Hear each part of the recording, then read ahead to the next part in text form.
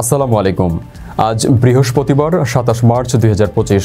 Friendly mobile প্রবাস time বুলেটিনে আপনাদের স্বাগত জানাচ্ছি আমি জাহিদুল ইসলাম রনি। শুরুতে জানাবো শিরোনাম।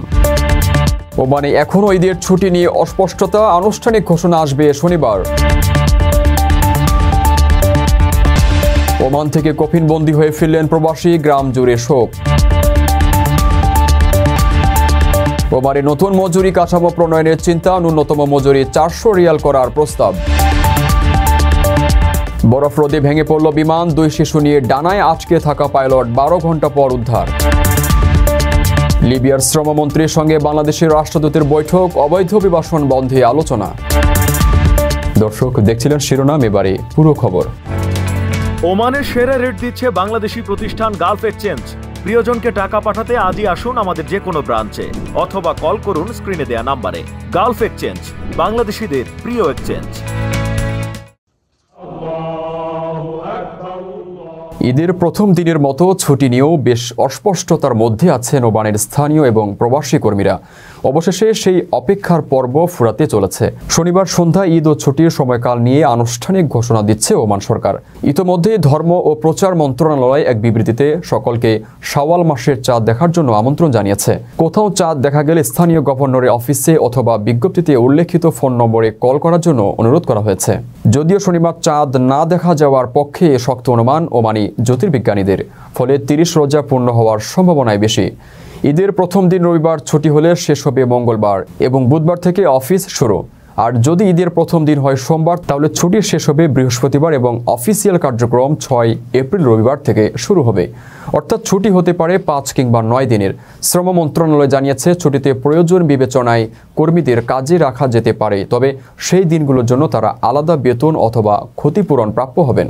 অবশ্য এবছর ঈদ উল ফিতরের ছুটির অস্পষ্টতায় বন্ধের ভালোর ভাগ পড়েছে পর্যটন সংশ্লিষ্টদের। সময়ের বাধা ধরায় ভ্রমণ পিপাসুরা দেশের বাইরে গন্তব্যের চেয়ে দেশের স্পটগুলোকে বেড়ানোর জন্য বেছে নিচ্ছেন। এবার জিসিসি দেশগুলো থেকেও উল্লেখযোগ্য সংখ্যক দর্শনার্থী আসবে বলেও ধারণা করা হচ্ছে। 2024 সালে ওমানে প্রায় 4 মিলিয়ন পর্যটক এসেছিলেন। তবে পর্যটন শিল্প বিশেষজ্ঞদের মতে ঈদের ছুটিতে এবছর আরও বেশি সংখ্যক লোকের সমাগম ঘটবে। ওমানের সেরা শপিং অভিজ্ঞতা নিয়ে এসেছে আল বারাকা হাইপার মার্কেট। দামে কম, দেশি পণ্য এবং দ্রুত সেবা। আপনার প্রিয় সব পণ্য এক জায়গায়। খাদ্য, স্বাস্থ্য, সৌন্দর্য, প্রযুক্তি, গৃহস্থালী সবই পাবেন আল বারাকা হাইপার মার্কেটে। আল বারাকা হাইপার মার্কেট, ওমান প্রবাসীদের বিশ্বস্ত ঠিকানা। 5 বছর আগে জীবিকার সন্ধানে ওমান পাড়ি দেয়া মোহাম্মদ মিলন কফিনবন্দি হয়ে ফিরেছেন নিজ গ্রামে। ওমানের সাগরে মাছ ধরার সময় স্পিডবোট দুর্ঘটনায় তার মৃত্যু হয়েছে বলে জানা যাচ্ছে। মঙ্গলবার নোয়াখালীর হাতিয়া উপজেলার জাহাজমারা ইউনিয়নের একটি মসজিদ মাঠে জানাজা শেষে তাকে দাফন করা হয়। এই প্রবাসীকে এক নজর দেখার জন্য বাড়িতে ভিড় জমায় অসংখ্য প্রতিবেশী ও আত্মীয় স্বজন। মিলন জাহাজমারা ইউনিয়নের চর হেয়ার গ্রামের মোহাম্মদ মহিউদ্দিনের ছেলে। 19 মার্চ ওমানের ডুকুম জাহাজের ঘাটে মাছ ধরার সময় স্পিডবোট থেকে পিছলে পড়ে যান তিনি। পরে তার ছিন্নভিন্ন মরদেহ ভেসে ওঠে। নিহতের বড় ভাই মারজান জানান, দুর্ঘটনার পর দীর্ঘ সময় তার লাশ খুঁজতে হয়েছিল। মিলনের 3 মাসের কন্যা সন্তান ও স্ত্রী রেখে যাওয়ায় পরিবারের চরম দুঃখ নেমে এসেছে। বাবা মহিউদ্দিন বলেন, আমার শান্তশিষ্ট ছেলে দুনিয়া থেকে চলে গিয়ে সবাইকে কঠিন পরীক্ষায় ফেলে গেছে। সংসারে হাল ধরতে সে বিদেশে পাড়ি দিয়েছিল, তবে ভাগ্য তার সহায় হয়নি। হাতিয়া উপজেলা নির্বাহী কর্মকর্তা কাজী শামীম বলেন, মিলনদের মতো প্রবাসীদের আয়ের টাকা দিয়ে দেশের অর্থনীতির চাকা সচল থাকে। তাদের সম্মান ও যথাযথ ক্ষতিপূরণ দেয়া দরকার। বিষয়টি নিয়ে ঊর্ধ্বতন কর্তৃপক্ষের সঙ্গে আলাপ করে সহযোগিতা করা হবে। আপনার স্বপ্নগুলো আকাশ ছুবে প্রবাসীর হেলিকপ্টারের মাধ্যমে। বিয়ে, জন্মদিন অথবা যে কোনো বিশেষ প্রয়োজনে হেলিকপ্টার ভাড়া করতে যোগাযোগ করুন স্ক্রিনে দেয়া নাম্বারে। প্রবাসীর হেলিকপ্টার, নিরাপদ ও সাশ্রয়ী বাহনের বিশ্বস্ত নাম। ওমানে কর্মীদের জন্য ন্যূনতম মজুরি 400 রিয়াল করার প্রস্তাব সক্রিয়ভাবে বিবেচনা করছে দেশটির সরকার। বিষয়টি জানিয়েছেন শ্রমমন্ত্রী ডক্টর মাহাদ বিন সাইদ বাওয়াইন। তবে প্রবাসী কর্মীদের বদলে এই সিদ্ধান্তে বরং ওমানিরাই উপকৃত হবেন। স্থানীয় একটি রেডিও চ্যানেলের সঙ্গে একান্ত সাক্ষাৎকারে শ্রমমন্ত্রী বলেন, 400 ওমানি রিয়াল সরকারের পছন্দের অঙ্ক হলেও সিদ্ধান্তটি এখনও পর্যালোচনাধীন। তিনি বলেন, সরকারের অবস্থান ন্যূনতম মজুরি 400 রিয়াল নির্ধারণের পক্ষে। তবে এটি আরও মূল্যায়ন সাপেক্ষ একটি প্রস্তাব। তিনি জানান, চূড়ান্ত সিদ্ধান্ত নেওয়ার আগে সংশ্লিষ্ট কর্তৃপক্ষ, মন্ত্রী পরিষদ এবং সব প্রাসঙ্গিক অন্যান্য স্টক হোল্ডারদের নিয়ে প্রস্তাবটির ভালো মন্দ মূল্যায়ন করা হবে। যোগ্যতা নির্বিশেষে ওমানিদের জন্য বর্তমান ন্যূনতম মজুরি 325 রিয়াল, সেই অঙ্কটা আরও একটু বাড়ানোর বিষয়ে পরিকল্পনা চলছে। আর নতুন কর্মসংস্থান সৃষ্টির বিষয়ে শ্রমমন্ত্রী 2025 সালের জন্য একটি লক্ষ্যমাত্রা উল্লেখ করে বলেন, মন্ত্রণালয় চায় আরও 45,000 কর্মীকে নিয়োগ করতে, যার মধ্যে 24,000 বেসরকারি খাতে, 10,000 সরকারি খাতে এবং 11,000 কর্মসংস্থানের সাথে যুক্ত প্রশিক্ষণের মাধ্যমে নিয়োগ করা। তিনি আরও বলেন, ছাঁটাই হওয়া কর্মীদের এই সুযোগের জন্য অগ্রাধিকার দেওয়া হবে। আকর্ষণীয় রেট ও দারুণ সব ডাটা বান্ডেল পেতে আজই ব্যবহার করুন ফ্রেন্ডলি সিম। আলাস্কার বরফ হ্রদে ভেঙে পড়ল ছোট্ট একটি বিমান। ভেতরে থাকা 2 শিশু সন্তানের প্রাণ বাঁচাতে তাদের নিয়ে বিমানের ডানায় ভর করলেন পাইলট। হিমশীতল বরফ জলে অর্ধ ডুবন্ত এই বিমানের ডানায় বসে থেকে সারা রাত কাটিয়ে দিলেন তারা। প্রায় 12 ঘন্টা পর সোমবার তাদের জীবিত উদ্ধার করে আলাস্কার ন্যাশনাল গার্ড। রোববার স্থানীয় সময় রাত 10:30টায় তুস্তে মিনার হ্রদ ও কেনাই পর্বতমালার এলাকায় পাইপার PA-12 সুপার ক্রুজার বিমানটি নিখোঁজ হয়। নির্ধারিত সময়ে বিমানটি ফিরে আসতে ব্যর্থ হয় উদ্বেগ ছড়িয়ে পড়ে। পরে অনুসন্ধানে বের হন একদল স্বেচ্ছাসেবক পাইলট।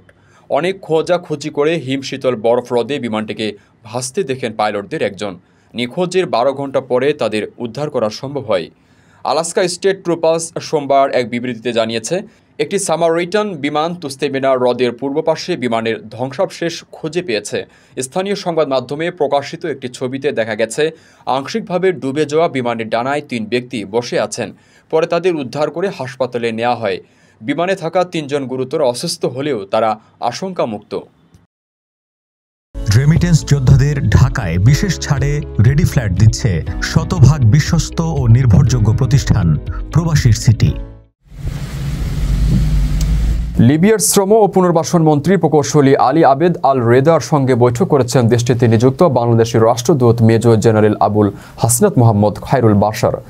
23 মার্চ লিবিয়ার শ্রমমন্ত্রী দপ্তরে হওয়া বৈঠকে উভয় পক্ষ পারস্পরিক স্বার্থ সংশ্লিষ্ট বিভিন্ন দ্বিপক্ষীয় বিষয় এবং অবৈধ অভিবাসন প্রতিরোধে গৃহীত বিভিন্ন পদক্ষেপ নিয়ে ফলপ্রসূ আলোচনা হয়। বৈঠকে মন্ত্রী উল্লেখ করেন, অবৈধ অভিবাসনের ফলে লিবিয়ায় বর্তমানে বিভিন্ন সামাজিক ও অর্থনৈতিক সমস্যা সৃষ্টি হচ্ছে। তিনি জানান, কিছু বাংলাদেশি অভিবাসী পাচারকারীদের মাধ্যমে অবৈধভাবে লিবিয়ায় প্রবেশ করে জটিলতা ও হয়রানির সম্মুখীন হচ্ছেন, যা শ্রমবাজারের নেতিবাচক প্রভাব ফেলছে। তিনি স্পষ্ট করে বলেন, লিবিয়ার শ্রম ও পুনর্বাসন মন্ত্রণালয়ে কেবলমাত্র বৈধভাবে প্রবেশ করা কর্মীদের দায়িত্ব গ্রহণ করতে প্রস্তুত। পাশাপাশি লিবিয়ায় কর্মরত বিভিন্ন পেশার শ্রমিকদের নির্দিষ্ট শর্ত সাপেক্ষে বৈধতা দেওয়ার জন্য তার মন্ত্রণালয় কাজ করছে বলে জানান।